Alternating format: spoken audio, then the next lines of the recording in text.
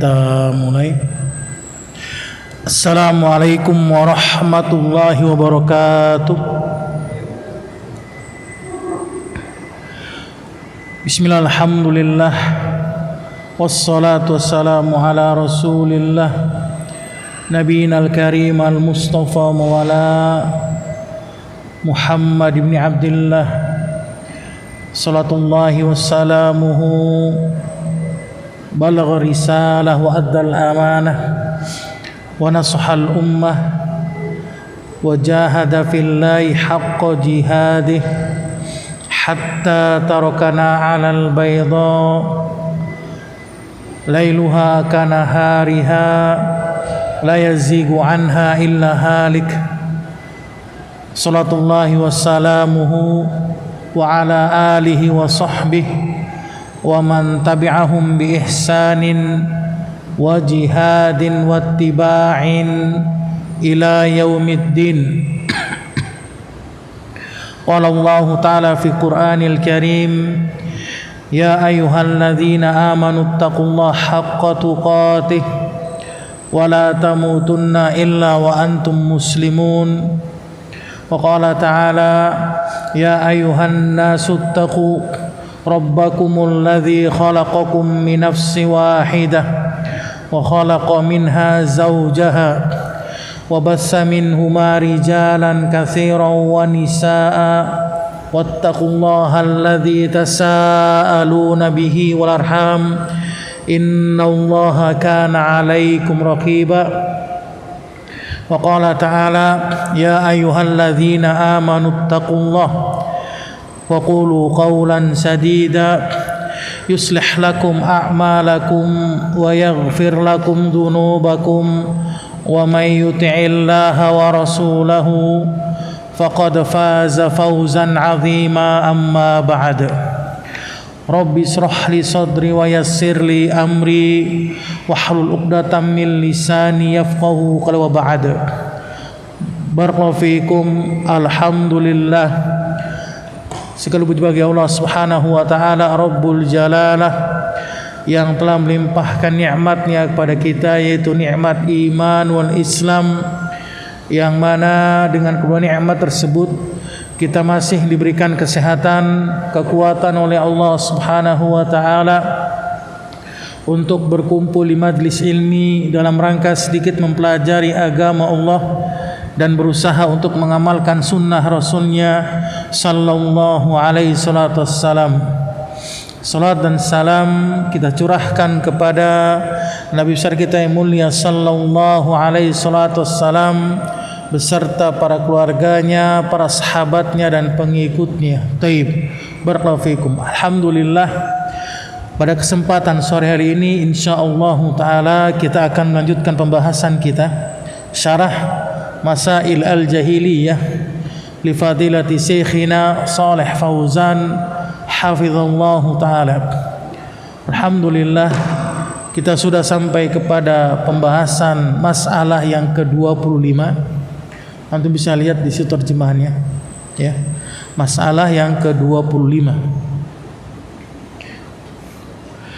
Maka berkata Imam Muhammad At-Tamimi rahimahullahu taala, al-istidlalu ala kauni syai'i batilan bisabaqi du'afai ilaihi.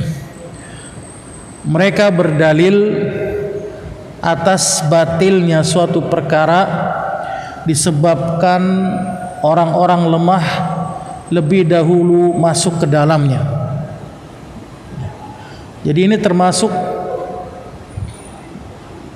perkara jahiliyah yang ada dari sebagian kita kaum muslimin. Kalau orang lemah, orang yang miskin, orang yang hina lebih dahulu mengetahui, lebih dahulu faham, atau lebih dahulu muncul orang-orang yang kaya, orang-orang yang tinggi pangkat jabatannya di kalangan masyarakat, mereka merasa didahului, mereka merasa apa? dihinakan oleh orang-orang yang tidak pantas bagi mereka. Kalau ada seperti ini di kita, maka ada sifat jahiliyah yang harus kita hilangkan. Karena ini termasuk dari sifat orang-orang musyrikin, yang dimana mereka ini berdalil kalau kebenaran itu dibawa oleh orang-orang yang lemah, oleh orang-orang yang miskin, maka itu merupakan kebatilan. Tapi kalau kebenaran itu dibawa oleh orang-orang yang kaya, orang-orang yang memiliki kedudukan, pangkat, jabatan, dan orang-orang yang dihormati di kalangan masyarakat, dimuliakan, maka itu adalah kebenaran menurut mereka. Jadi tolak ukur kebenaran menurut mereka apa? Yang memiliki kedudukan di masyarakat. Itu tolak ukur menurut orang-orang jahiliyah. Kira-kira ada nggak di kita? Ada kan? Antum akan temukan banyak. Di masjid tempat antum berada itu akan ada orang-orang seperti itu. Ketika orang-orang yang, mohon maaf tanda kutip, miskin dia, ya ala kadarnya lah dalam bahasa kita. Kemudian dia menyampaikan gagasan atau menyampaikan nasihat kepada orang-orang kaya. Itu orang-orang kaya akan melihat dengan pandangan sebelah mata. Ya, siapa ente? Ya kan? Jadi mereka itu sebelum orang miskin itu berbicara, jadi sudah dipatahkan argumentasinya dengan karena sebab zohir nampaknya. Padahal Allah apa? Mengatakan di dalam firman-Nya, inna akramakum indallahi atqakum, kata Allah. Sesungguhnya orang yang paling mulia di sisi Allah adalah orang-orang yang paling bertakwa di antara kalian. Mau dia orang miskin, mau dia pengemis, afwan ya, bukan pengemis ya. Mau dia orang miskin, mau dia jual bakso atau jual gorengan, atau dia sekedar marbot, atau pengajar TPA misalnya, yang mukafaah gajinya itu tiap bulan dia cuma dapat 1 juta, tapi dia berusaha untuk menjaga diri dan kehormatannya, berusaha untuk menjalankan sunnah Rasul, maka dia yang paling mulia di sisi Allah. Jadi Allah tidak melihat apa? Rupa antum, Allah tidak melihat harta antum, dan Allah tidak melihat kedudukan yang antum miliki. Yang Allah lihat apa? Apa? Takwa yang ada pada diri antum. Itu yang Allah lihat. Ya, makanya antum jangan merasa minder, jangan merasa terhinakan oleh orang-orang kaya. Kan ada di antara kita ya, bener nggak? Kalau ngelihat orang kaya kayaknya gimana? Waduh, minder aneh. Kenapa ente minder? Lihat dia turun dari Mercy, lah kita cuma pakai Suzuki doang ya, motor Suzuki yang model lama. Kenapa antum nggak berani nasihatin dia? Waduh, nggak enak. Ada kayak gitu kan? Jadi kalau kita misalkan ingin nasihati orang yang lebih dari kita, dari sisi materi, kedudukan, kemudian wibawanya, itu kadang kita minder sama dia, nggak enakan. Nah, ini nggak boleh seperti itu. Padahal apa kata Rasul? Qulil haqqa wa in kana murron. Sampaikanlah kebenaran walaupun pahit baginya, ya. Tapi dengan apa? Dengan cara lembut, kasih sayang, santun, nasihat yang benar-benar menyentuh, bukan nasihat yang menjatuhkan.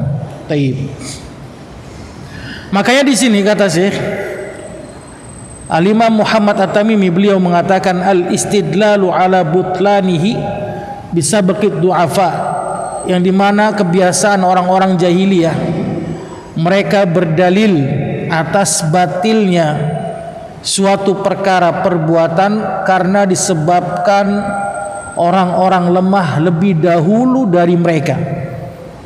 Dan ini diabadikan oleh Allah di dalam firman-Nya.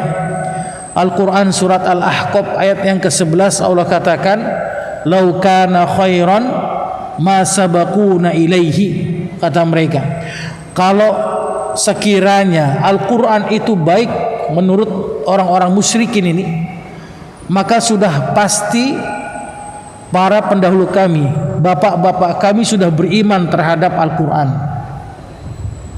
Ini kata orang-orang musyrikin. Jadi ketika Rasulullah dan para sahabatnya menyampaikan kebenaran risalah yang dibawa oleh Rasulullah dengan Al-Quran, kemudian mereka apa? Membantahnya. Mereka menolaknya dengan mengatakan apa tadi? Lau kana khairan ma sabaquna ilaihi. Kalau seandainya Al-Quran itu semuanya benar, maka orang-orang yang di atas kami ini, orang-orang pembesar Quraisy, sudah pasti lebih beriman, lebih dahulu beriman daripada kami. Tapi yang ikut dengan Muhammad siapa, kata mereka? Orang-orang miskin, orang-orang lemah. Siapa diantaranya? Bilal bin Rabah, ya kan, yang disiksa. Kemudian Ammar bin Yasir, keluarganya, antum tahu kan kisahnya kan? Orang tuanya itu dibunuh, ya kan, ditarik pakai kuda sampai lepas. Kemudian Ammar bin Yasir terpaksa untuk mengucapkan kalimat kekufuran karena sudah tidak kuat dengan siksaan orang-orang musyrikin.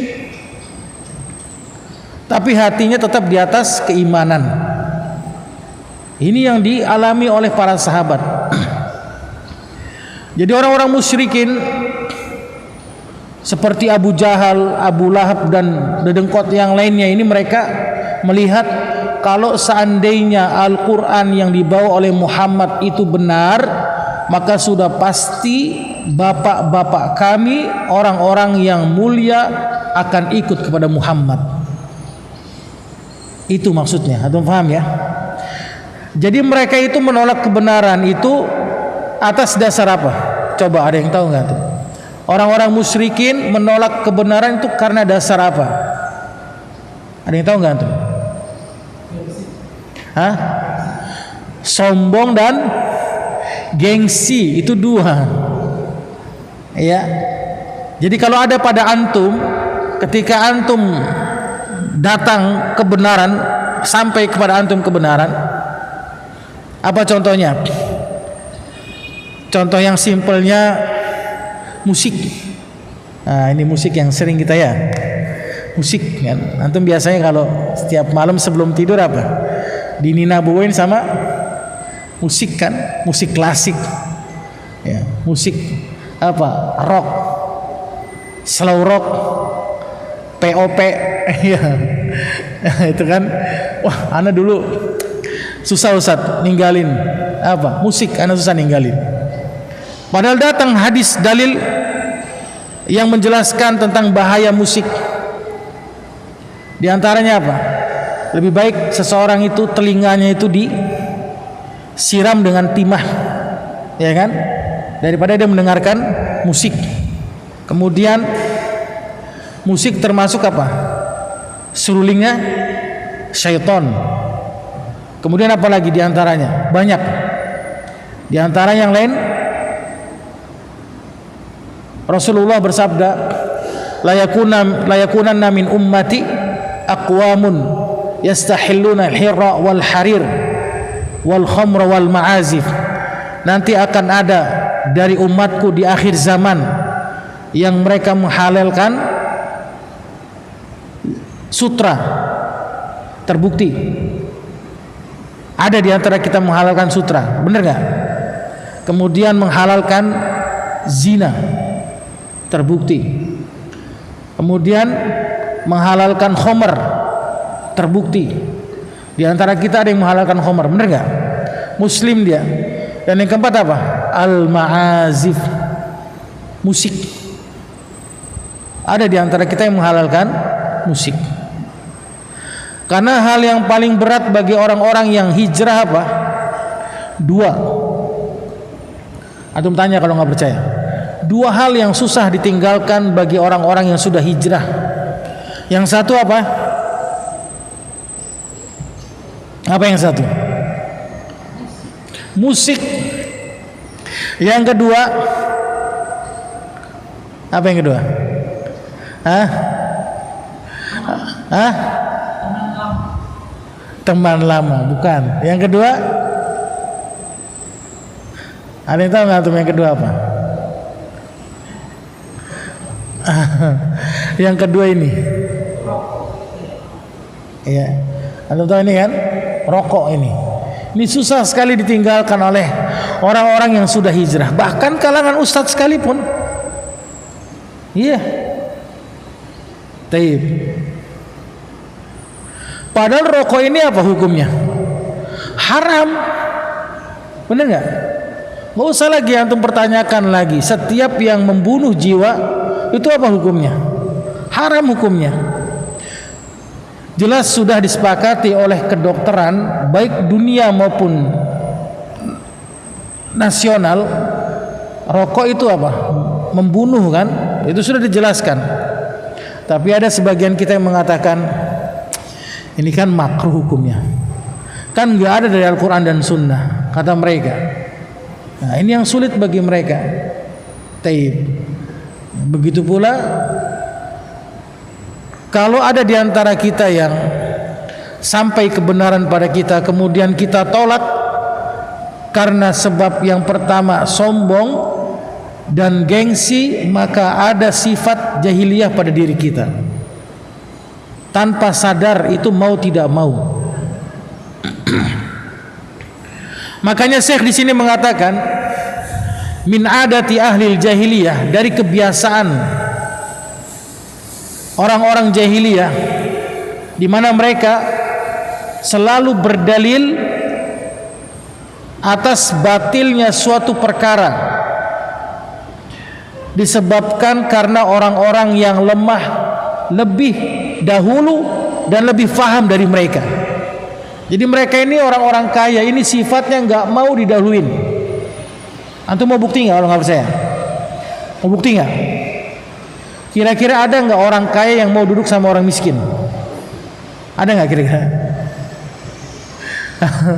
Jarang ada yang mau. Rata-rata mereka itu bikin circle sendiri masing-masing. Jadi mereka itu nggak mau gabung sama orang miskin. Duduk aja nggak mau bermajlis, apalagi sampai kebenaran pada mereka. Milih-milih mereka. Makanya ini yang harus kita perhatikan di sini.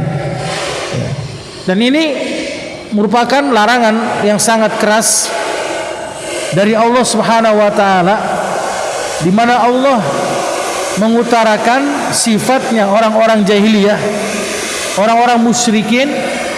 Mereka menolak kebenaran karena tidak ingin didahului oleh orang lain.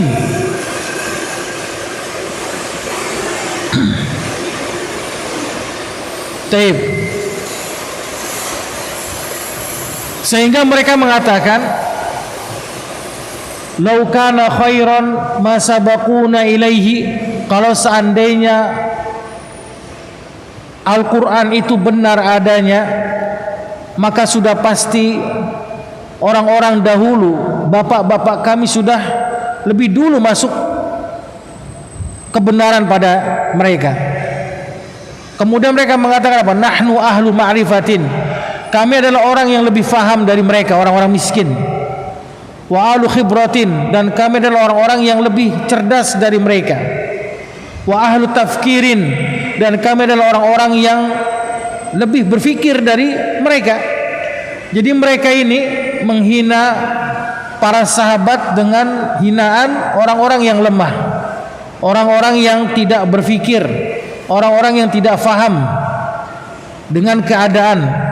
Wa na'riful umur, dan kami lebih mengetahui segala perkara. Ini kata orang musyrikin. Walamma ra'ayna anna hadzal ladzi jaa'a bihi Muhammadun laisa haqqan taraknahu, dan ketika kami melihat, ini kata orang musyrikin. Jadi orang-orang musyrikin itu mengatakan ketika kami melihat apa yang dibawa oleh Muhammad, olehnya Al-Quran, bukan kebenaran, maka kami meninggalkannya. Kami langsung meninggalkan Al-Quran yang dibawa oleh Muhammad. Sehingga mereka mengatakan apa? Lau kana haqqan la sabaqna ilaihi. Kalau seandainya Muhammad itu benar, maka sudah pasti bapak-bapak kami lebih dahulu ikut kepada Muhammad. Baik, barakallahu fikum. Antum paham enggak di sini maksudnya? Ngerti enggak? Rasulullah menawarkan di hadapan orang-orang musyrikin, beliau menawarkan kalimat la ilaha illallah. Beliau naik ke atas bukit dengan mengatakan ayyuhan nas qulu la ilaha illallah. Wahai seluruh manusia, ucapkanlah oleh kalian apa? Kalimat la ilaha illallah tuflihu, maka kalian pasti akan beruntung. Apa kata mereka di sini? Apakah karena sebab ini wahai Muhammad engkau mengumpulkan kami dan engkau menginginkan Tuhan-Tuhan kami menjadi Tuhan yang esa? Inna hadza la syai'un ujab. Maka hal ini adalah perkara yang sangat mustahil. Ya. Jadi orang musyrikin sudah membantahnya, enggak mau dia. Karena apa? Bapak-bapak mereka, pendahulu mereka menolak Muhammad karena sebab itu. Orang-orang yang kaya, orang-orang yang memiliki kedudukan, pangkat di masyarakat kaum musyrikin itu sudah lebih dahulu menolak Muhammad. Maka lebih pantas kami menolak engkau wahai Muhammad karena bapak-bapak kami telah menolaknya. Itu sebabnya. Taib. Fatarakna lahu dalilun ala annahu laisa haqqan. Maka kami menolaknya, kami meninggalkan apa yang dibawa oleh Muhammad, bahwasannya hal itu bukan kebenaran bagi kami. Jadi pembahasan bab yang ke-25 ini yang antum lihat di situ, itu ada hubungannya dengan pembahasan bab yang keberapa? Sebelumnya, pembahasan bab yang ke-24. Jadi mereka ini selalu menolak kebenaran yang datang dari orang-orang yang lemah, orang-orang yang miskin, orang-orang yang hina, orang-orang yang tidak sesuai dengan apa yang diinginkan oleh mereka. Itu sudah ditolak oleh mereka. Sebelum datang kebenaran sampai kepadanya, dilihat dulu oleh mereka. Kalau sesuai dengan mereka maka mereka terima. Kalau enggak sesuai dengan mereka maka mereka tolak mentah-mentah dan mereka katakan ini adalah kebatilan, bukan kebenaran. Taib, barakallahu fikum. Antum paham enggak di sini? Paham insyaallah ya? Jadi nanti antum bisa aplikasikan di tengah masyarakat. Ya. Antum bisa memposisikan diri antum kalau ada kebenaran yang datang pada antum, walaupun dia orang yang hina, walaupun dia anak kecil misalnya, tapi dia menyampaikan kebenaran kepada antum, maka antum terima, jangan antum tolak. Ya, kalau antum tolak maka antum sama seperti siapa? Orang-orang jahiliyah seperti dahulu, yang dimana mereka menolak kebenaran dengan apa? Dua sebab. Apa yang pertama? Sombong dan gengsi, angkuh. Dua itu. Ya. Jadi dilihat dulu oleh mereka. Kalau sesuai dengan mereka, mereka terima. Kalau enggak sesuai dengan mereka, mereka tinggalkan. Tarakna lahu dalilun, mereka tinggalkan dalil yang datang kepada mereka. Taib, barakallahu fikum. Pernah enggak kira-kira terjadi pada antum? Kira-kira pernah enggak masalah ini terjadi pada antum di masjid misalnya? Anak kasih contoh sama antum. Kira-kira yasinan menurut antum itu sunnah atau bukan sunnah? Yasinan setiap malam Jumat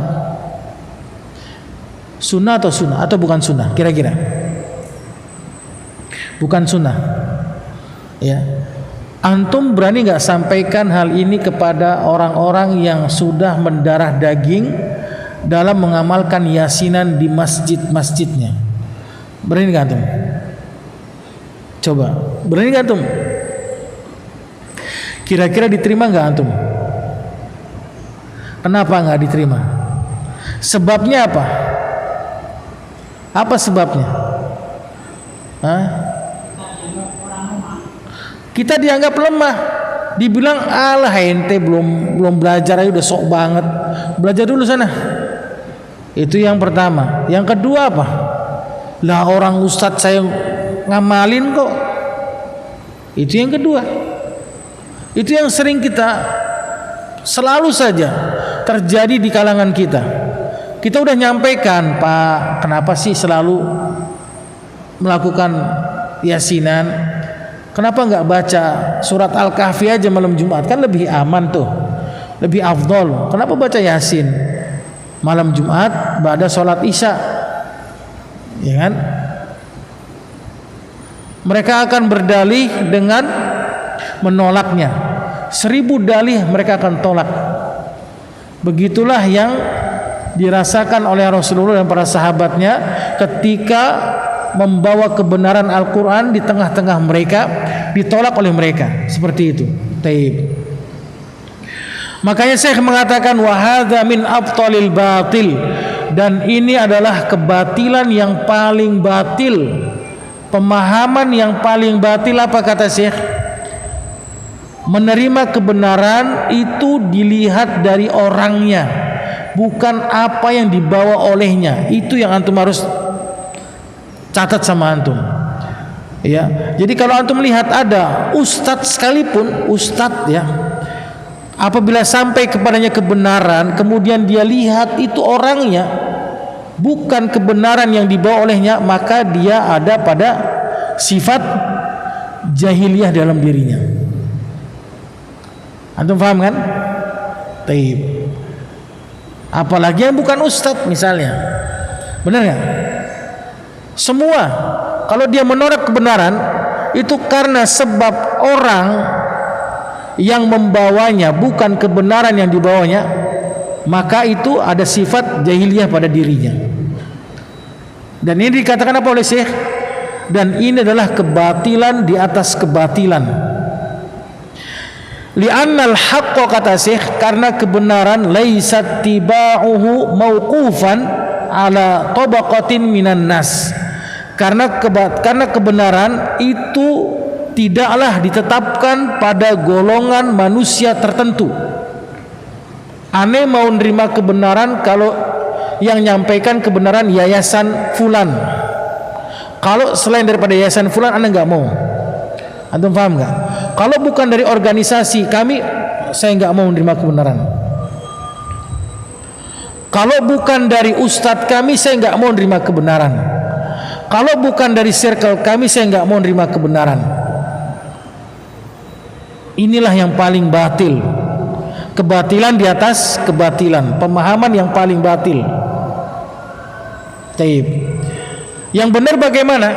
Maka Syekh menjelaskan bal ittiba'ul haq minnatun yamunnullah biha ala may yasha min ibadihi wa yuqifu laha.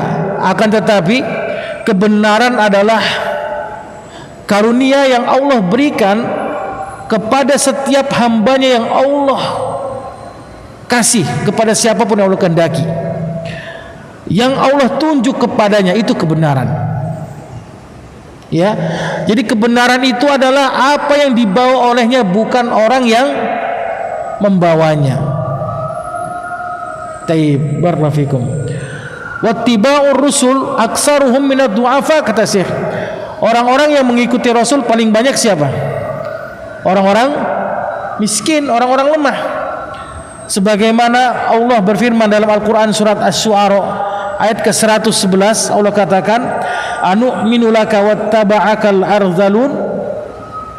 Apakah kami beriman kepada engkau yang dimana banyak mengikutimu adalah orang-orang yang hina. Di sini Nabi Nuh menawarkan kebenaran kepada kaumnya, tapi ditolak oleh siapa?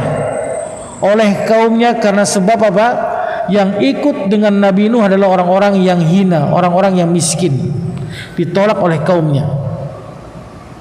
Sebagaimana mereka mengatakan di dalam Al-Quran surat Hud ayat 27, Allah katakan, wa ma naraka taba'aka illa alladzina hum aradhiluna badiyar ra'i, dan tidaklah kami melihat engkau wahai Nuh dan orang-orang yang mengikutimu kecuali mereka adalah orang-orang yang hina, yang mudah percaya dengan omonganmu. Antum bisa bayangkan tuh, ya. Nabi Nuh saja dibilang apa? Orang yang mudah menjadikan orang ikut kepadanya, ya. Jadi kata mereka ini orang-orang musyrikin, orang-orang yang tidak percaya dengan Nabi Nuh, yang ikut kepada Nabi Nuh siapa? Orang-orang yang hina, orang-orang yang mudah percaya dengan omongan Nabi Nuh. Kalau kami tidak mudah percaya. Karena kami, kata mereka apa? Adalah orang yang berfikir, orang yang intelek, orang yang terpelajar, orang yang lebih maju daripada kalian orang-orang miskin. Itu kata mereka. Dan itu ada pada zaman kita. Sampai kebenaran oleh mereka, yang dilihat orangnya itu enggak sekolah, tamatan SMA doang. Dia menyampaikan kebenaran, kemudian apa kata dia? Gua doktor nih, ya kan? Doktor UIN, doktor filsafat, masa mau dengerin orang anak SMA, ya kan? Dia nggak bakal mau terima, karena yang dilihat oleh dia apa? Apa yang dilihat oleh dia? Apa? Ada yang tahu nggak? Apa yang dilihat oleh dia ketika dia menolak kebenaran? Ada yang tahu nggak? Orangnya yang dilihat oleh dia, bukan kebenaran yang disampaikan olehnya. Nah, makanya kalau ada pada kita sifat seperti itu, maka kita dipastikan memiliki sifat jahiliyah. Taib, ya, barakallahu fikum.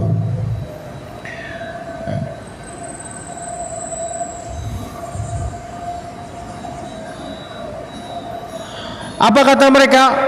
Falau kana ma jaa bihi Nuh haqqan, kalau saja apa yang datang pada Nuh itu kebenaran, ittaba'u ahlur ra'yi wal mala'a minan nas, maka akan ikut orang-orang yang cerdas, orang-orang yang terpelajar, akan ikut banyak kepada Nabi Nuh, kepada Nuh dari manusia.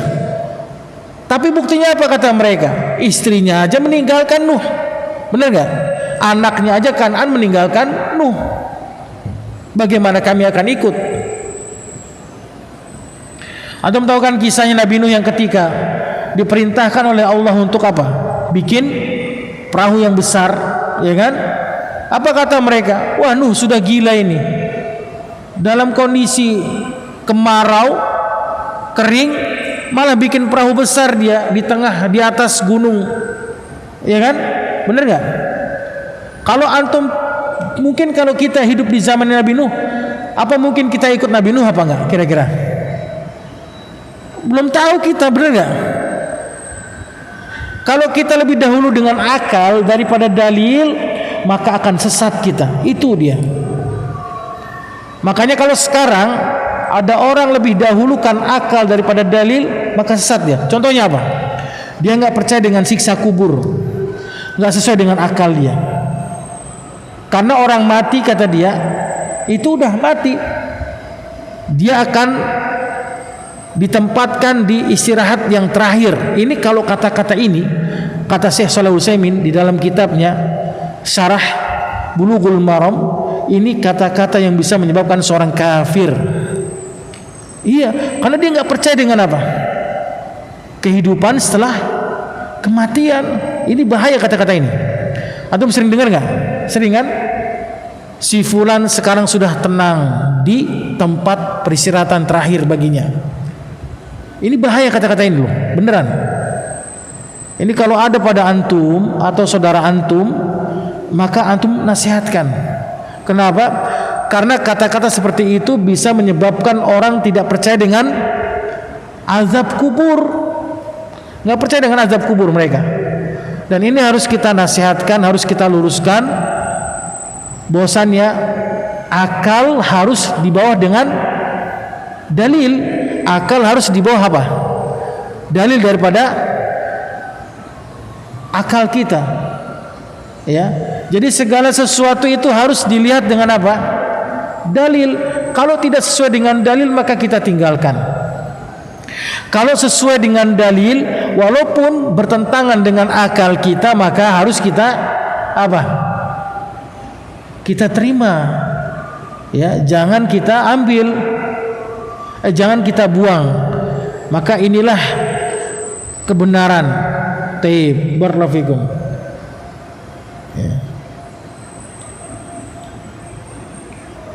Karena benar apa yang telah dikatakan oleh Allah Subhanahu wa taala di dalam Al-Qur'an surat Saba ayat yang ke-34, antum bisa lihat di situ di mana Allah katakan wa ma arsalna fi qaryatin min nadhirin illa qala mutrafuha inna bima ursiltum bihi kafirun.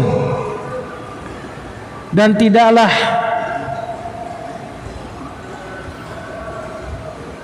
diutus kepada kami di suatu negeri, yaitu dari seorang pemberi peringatan, illa qala mutrafuha, kecuali orang-orang yang mewah, orang-orang yang kaya raya akan membantahnya.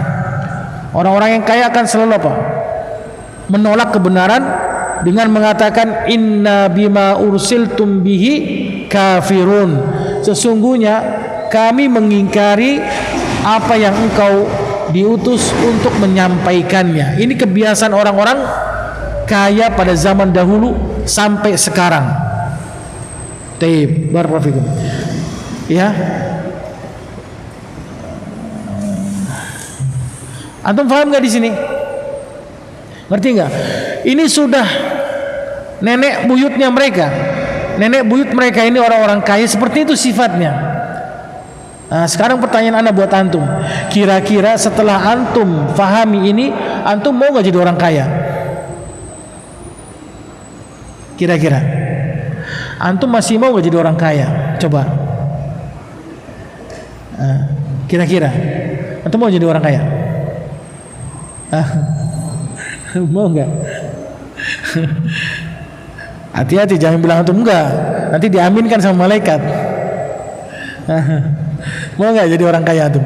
Kan antum tahu nih, karena kebanyakan orang kaya seperti itu. Di Al-Quran itu antum bisa lihat surat Saba ayat 34, antum bisa baca itu terjemahannya. Jadi ketika kami mengutus, kata Allah, seorang Rasul pemberi peringat, siapa yang pertama kali menolaknya? Siapa? Orang-orang yang kaya. Kata Allah ini yang mengatakan, ya, sesungguhnya apa? Kami mengingkari apa yang diutus olehmu dari menyampaikannya. Taib. Antum masih nggak mau jadi orang kaya nggak? Mas Ali, mau nggak jadi orang kaya antum?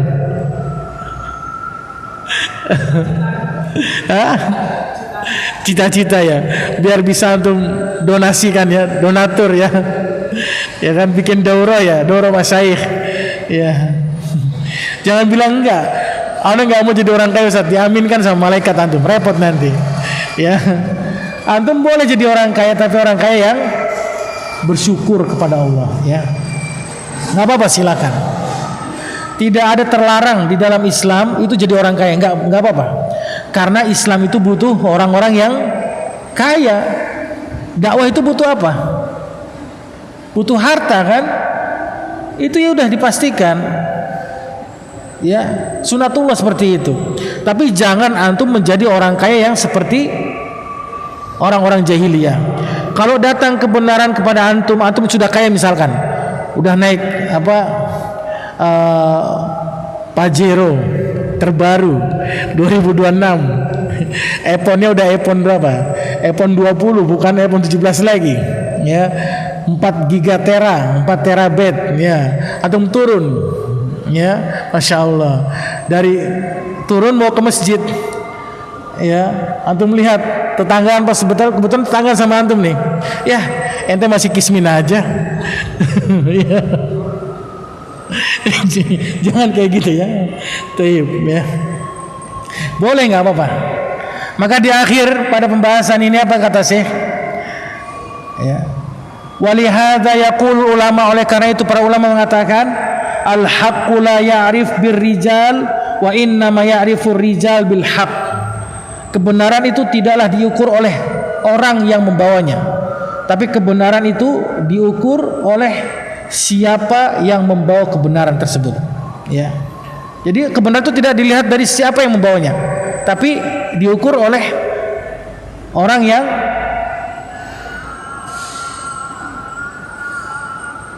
membawa kebenaran tersebut. Taib, barakallahu fikum ya. Cukup ya, sudah azan ya. Ada pertanyaan silakan. Nanti kita lanjutkan insyaallah pada pembahasan bab yang ke-26. Taib, barakallahu fikum. Ada yang mau tanyakan silakan.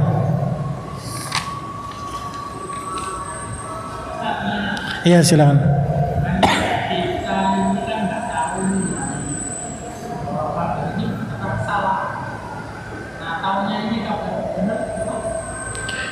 Gimana? Iya. Iya. Antum nggak tahu yang disampaikan olehnya itu benar atau salah. Antum bukan ahli ilmi. Ya. Misalkan ada yang nasihatin antum nggak tahu. Iya. Antum tinggal bilang, "Afwan akhi, nanti Anda tanyakan dulu sama ustadz yang Anda sikoh ya." Antum tinggal ngomong gitu. Ya. Kalau benar Anda terima, alhamdulillah. Jazakallahu khair. Makasih nasihatnya. Ya. Nanti Anda cek dulu ya. Kan bisa antum cek di ChatGPT kan sekarang gampang kan? Benar nggak? Ustadz antum siapa? Sebentar. Ini ChatGPT. Ustadz Anda. Ya. Benar nggak? Lebih ampuh loh. Antum nggak usah telepon Ustadz. Ini gimana pembahasan ini Ustadz? Tinggal ketik aja. Oh iya, ternyata benar yang dibilang dia. Ya kan? Afwan akhi, yang antum bilang salah ini. Ternyata hadis yang antum bawakan hadisnya lemah banget. Yang benar gimana? Yang benar begitu. Nah, ya kan? Antum gak usah nanya lagi ke Ustadz. Ya. Jadi ketika itu antum gak usah nanya lagi ke ana. Itu debatnya itu tengah malam, jam 12 malam. Ana udah tidur, ya. Kata ana, di siapa ini ganggu aja nih orang tidur ya. Masya Allah ya. Sekarang udah mudah sekarang. Pakai ChatGPT insya Allah ya. Tinggal antum tanya aja. Tanya ke siapa? Syekh Google. Semua beres. Taib, Allahu alam. Barakallahu fikum. Kalau dulu itu, kalau antum tahu Syekh Albani itu begitu sedihnya beliau demi untuk menulis kitab hadis, kumpulan hadis-hadis sahih, hadis-hadis hasan, silsilah hadis hasan dan dhaif, itu beliau kumpulkan dari sisa-sisa kertas kado kata murid Syekh Salman. Ya, Musa Alun Nasr itu kata muridnya, itu dikumpulkan oleh Syekh Albani bekas-bekas kertas-kertas dagangan orang itu nggak dipakai, diambil oleh beliau, ditulis lagi. Itu bisa bayangkan. Jadi Syekh Albani adalah sosok seorang yang tidak pernah minta-minta kepada orang lain dalam segala hal. Padahal itu kalau untuk dakwah kira-kira boleh nggak? Dia buat nulis loh, bukan buat dia sendiri. Tapi dia nggak mau minta-minta. Masya Allah. Makanya berkah ilmunya dia, Syekh Albani rahimahullahu ta'ala. Jadi di sela-sela kesibukan beliau, kerjanya apa? Servis jam untuk apa? Menghidupi keluarganya. Sisanya nulis beliau. Beda sama sekarang, masaih sekarang. Wah, nyaman bener ya. Bener gak? Iya. Atau dengan ustadz sekarang kita lah beda. Apa kata Ustadz Yazid? Dikit-dikit minta bantuan kepada umat, kepada jamaah. Dibilang, afwan, anak-anak belum bayar SPP. Ngapain curhat sama jamaah kan gitu? Itu yang harus jadi, karena kita ini punya izzah, ikhwan ya. Kita punya izzah. Maka antum jaga izzah antum. Jadi antum jangan mudah-mudahan untuk minta kepada orang lain, ya. Kalau bisa antum minta sama siapa? Sama Allah. Taib, barakallahu Allahu a'lam. Ada lagi silakan. Cukup? Alhamdulillah kita cukupkan dengan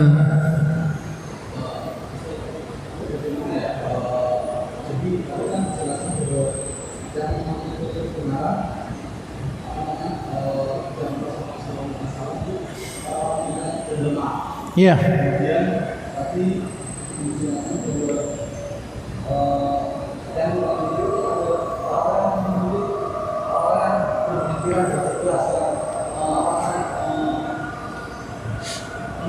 Ya.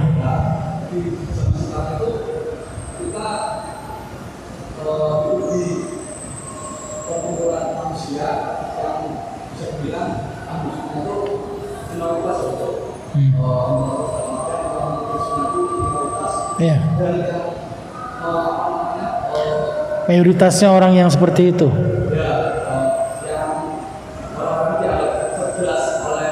Intelek terpelajar. Orang-orang intelek terpelajar.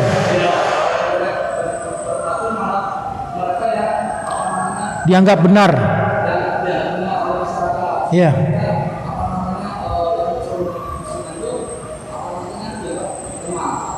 Ya.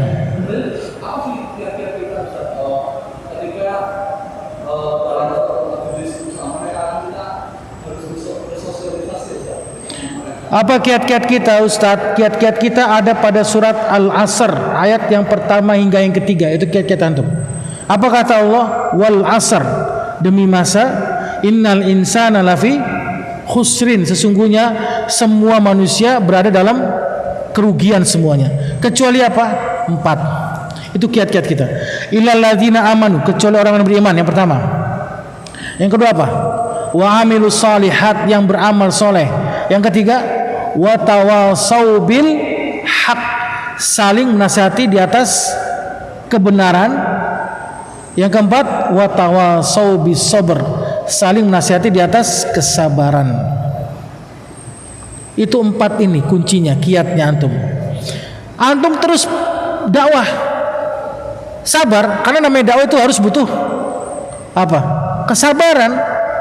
Nggak mungkin antum itu dakwah langsung diterima oleh orang banyak, nggak mungkin. Antum bersabar, terus dakwahkan di atas kebenaran. Sabar antum, jangan baru bilang dakwah 3 tahun udah bilang capek gua, udah dakwain dia, tambeng dia mah kagak ngerti. Nah, jangan, nggak boleh. Antum terus dakwahkan kebenaran, karena yang namanya dakwah apa? Harus butuh pengorbanan.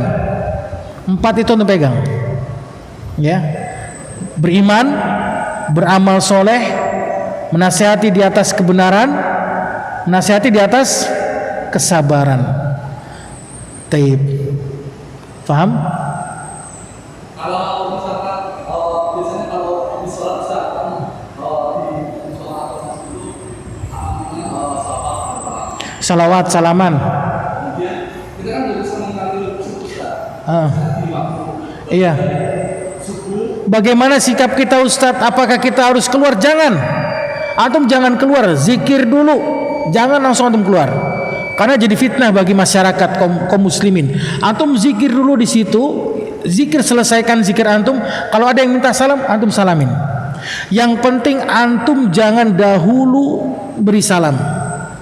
Antum paham nggak? Antum zikir setelah. Jangankan gitu. Kalau imamnya kunut, antum kunut, nggak apa-apa. Paham? Kalau imamnya kunut, antum kunut. Salam imamnya itu biasanya zikir jamaah, antum zikir sendiri. Nanti ada jamaah sebelah antum, ya biasa gitu kan, antum salamin nggak apa-apa. Paham antum?